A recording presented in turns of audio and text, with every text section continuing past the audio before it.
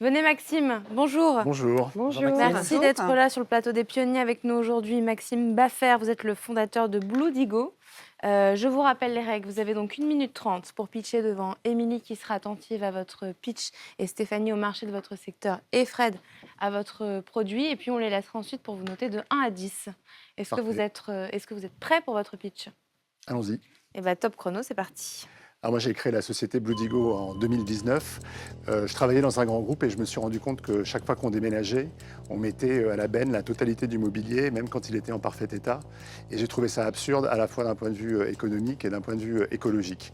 Et donc c'est autour de comment développer la seconde vie du mobilier de bureau que j'ai créé la société, sachant qu'en plus le mobilier de bureau, il n'y a pas d'obsolescence technologique, il n'y a pas de dimension de logiciel. Donc c'est vraiment un secteur qui pourrait être un peu pionnier de la transition écologique et on pourrait demain se dire que 30%, 40% du marché, c'est de la seconde main. Concrètement, qu'est-ce qu'on propose? En fait, on propose un choix assez unique de mobilier pour équiper les bureaux en seconde vie. Donc, on a plus de 25 000 produits sur notre marketplace. Ça va être des postes de travail, des espaces détente, vraiment tout pour faire des espaces de travail qui soient à la fois confortables, modernes et casser un peu l'image du mobilier d'occasion dont on se dit ça va être des petites quantités, des patchwork, des choses pas forcément très solides. Non, là, c'est vraiment du mobilier de très grande marque. Simplement, il est en général entre 30 et 50% moins cher et il est de seconde vie, donc il est beaucoup plus écologique et il a un impact environnemental beaucoup plus faible. On se source auprès d'une cinquantaine de marchands, donc qui sont des spécialistes. Ça peut être aussi des fabricants qui créent des filières de seconde vie et on essaye de faire grandir cette base pour pouvoir proposer toujours plus de produits à des entreprises, à des administrations. Voilà. Merci Maxime. Pile dans les temps, est-ce que notre jury a des questions? Vous êtes présent où? Dans quelle ville actuellement? Alors aujourd'hui, on est principalement en région parisienne.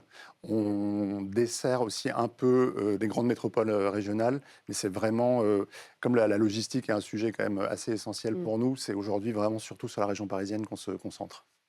Merci. Stéphanie. Alors, quels sont justement les grands chiffres qui vont nous permettre de mieux comprendre l'activité?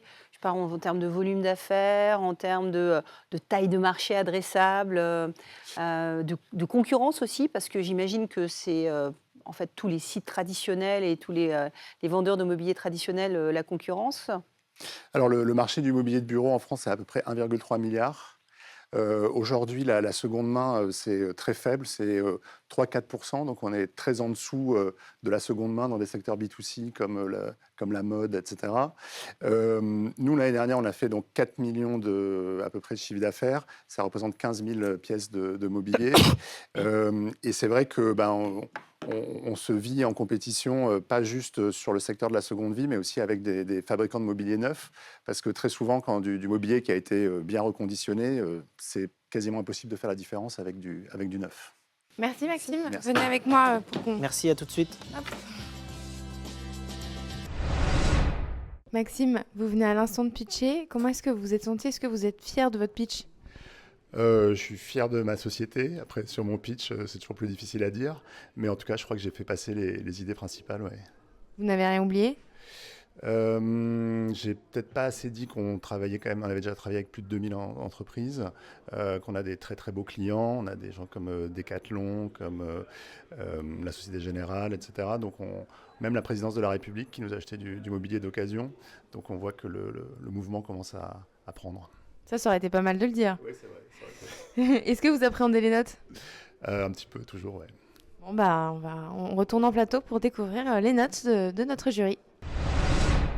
Nous sommes de retour en plateau avec Maxime pour découvrir les notes de notre jury. Attention, 3, 2, 1. Et c'est un 7 pour Émilie pour le pitch, un 7 aussi pour Stéphanie pour le marché et un 8 pour le produit pour Fred. Tout cela sur 10. Émilie, je te laisse commencer à expliquer ton 7, donc pour le pitch. Oui, Maxime, bravo. Alors, ce que j'ai bien aimé, c'était le regard, le discours très synthétique, tout de suite droit au but. Alors, peut-être des petites réserves, là, c'est sur la forme, sur les doigts mangroves, donc un peu racine. piscine comme ça, je pense que tu aurais pu jouer davantage avec ton corps. Et voilà, on sentait aussi qu'il y avait une respiration un petit peu saccadée. Et voilà, tu aurais pu gagner en confiance en respirant peut-être de manière un petit peu plus calme. Voilà.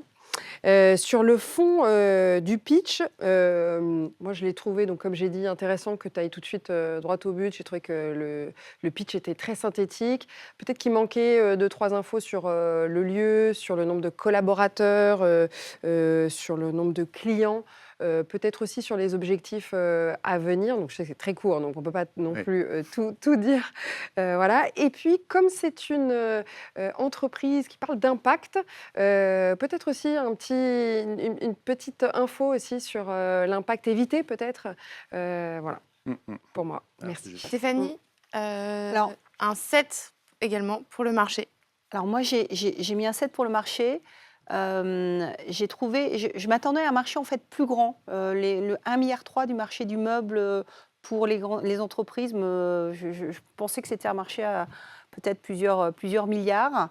Je me suis déjà aussi dit que 4 millions depuis 2019, aujourd'hui à date, c'était déjà une belle marche d'atteinte. Ça commence à devenir conséquent. Alors ça existe, un business qui fait 1 million d'euros aujourd'hui.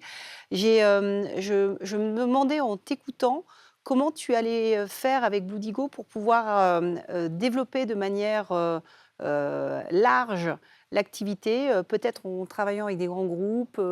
Et puis, tu as aussi la question de la zone de livraison, si c'est limité à Paris.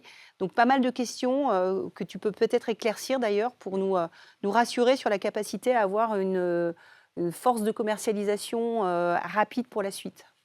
Oui, alors nous, un de nos gros enjeux, c'est justement, comme je disais tout à l'heure, d'arriver à développer notre réseau de marchands dans les grandes métropoles, de faire émerger des gens qui proposent du mobilier reconditionné dans la région lyonnaise, Marseille, Toulouse, etc.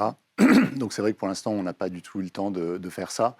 Donc là, une piste de développement, clairement, c'est ça aussi. Aujourd'hui, on a un énorme momentum sur tout ce qui est secteur public, avec des obligations qui font que les collectivités doivent acheter du mobilier de seconde main pour au moins 20%. Donc ça aussi, c'est pour nous un drive de croissance très important. Et puis après, c'est aussi essayer de convaincre plus d'entreprises, essayer de travailler avec des prescripteurs comme les architectes, les aménageurs, pour poursuivre la croissance. Donc, il y a une vraie force de prescription à aller travailler chez les architectes et chez les designers. Oui, J'imagine que ça, c'est dans ton Clairement. business plan, c'est un gros facteur de croissance. Nous, en 2022, c'était à peu près 8% de notre chiffre qu'on faisait via les architectes, et l'année dernière, c'était à peu près 25%. Donc, on sent vraiment que les architectes s'y mettent, qu'ils ont envie de prendre cette dimension éco-responsable pour de vrai. Et du coup, c'est une piste très importante pour nous. Ouais. Un 8 pour le produit. Oui, 8 Anne. pour le produit. Alors, d'autant plus que moi, j'adore les places de marché et que dans une des réponses que tu m'as données, quand je te parlais de stockage, tu m'as expliqué que finalement, certes, il y a une partie stockage, mais il y a aussi une partie place de marché. Alors, j'imagine que concrètement, sur le terrain, ça veut dire que ça se traduit par le fait que on peut acheter directement donc, du mobilier de seconde main envers quelqu'un qui l'a et qui n'est pas stocké chez toi. C'est ça, exactement. Ouais. D'accord. Donc, il ne passe pas, donc il fait un déplacement de moins déjà, puisqu'il ne passe pas par un entrepôt avant de repartir ailleurs. Il va directement depuis la société qui n'a plus besoin de ce mobilier vers celle qui en a besoin. En fait, alors nous, on travaille uniquement avec des vendeurs qui récupèrent le mobilier, donc ça va être à travers des déménagements, etc., et qui vont le reconditionner. C'est-à-dire que pour les entreprises, c'est une garantie quand elles achètent chez nous. C'est pas juste de l'occasion où elles savent pas trop dans quel état le mobilier va être. Je pense qu'en B2B, c'est important d'avoir cette dimension-là de reconditionnement. Donc on est sûr que le mobilier qui arrive chez elles a été au moins nettoyé, remis en état, réparé, pour que ce soit de la bonne qualité. D'accord. Et en termes justement de concurrence, on n'a pas forcément. Il y a d'autres places de marché qui essayent de faire la même chose que vous. Il y a pas mal d'autres personnes qui voient que le marché est en train de se développer sur ce secteur-là, donc ils sont en train de se lancer. Il y a des distributeurs traditionnels qui commencent à proposer ça aussi. Est-ce que c'est aussi une question tout simplement, je crois que tu l'as mentionné à un moment, de non-habitude des entreprises d'acheter du seconde main, alors que les particuliers s'y sont mis, j'ai envie de dire. Ça fait longtemps là, maintenant que tous les particuliers ont compris qu'on pouvait racheter à peu près tout en seconde main. Les entreprises sont encore frileuses. Je pense que c'est De manière générale. assez nouveau. Quand on est office manager, on a toujours un peu la crainte aussi de se faire taper sur les doigts parce qu'on a pris les mauvaises décisions et tout retombe dessus. Donc, il y a une volonté aussi d'être sûr que ce qu'on va acheter, ça va être de la qualité, ça va être bien.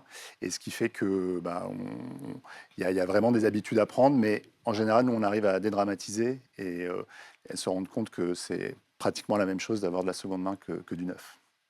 Bravo et merci Maxime, merci d'être venu pour nous parler Merci de beaucoup. Bludigo. Merci, Très bonne Maxime. continuation. Et voilà, l'émission touche à sa fin. Si vous aussi, vous voulez venir pitcher ou nous suggérer un invité, vous pouvez le faire en scannant le QR code qui est en train de s'afficher sur votre écran ou nous écrire à lespionniers@bfmbusiness.fr. On sera ravis de vous accueillir sur ce plateau, tous ensemble avec les coachs. Vous savez que vous pouvez nous suivre également sur tous les réseaux sociaux, y compris LinkedIn, Instagram. Et vous pouvez réécouter l'émission en replay sur BFM Business, bien sûr, ou en podcast sur toutes les plateformes. Merci à vous d'avoir suivi cette émission. Merci Émilie, merci Stéphanie, Merci. Fred. merci Rebecca, et puis à la semaine prochaine. Merci Fred, à la semaine prochaine. À la semaine prochaine, à bientôt. Les pionniers chez Fred Mazzella sur BFM Business.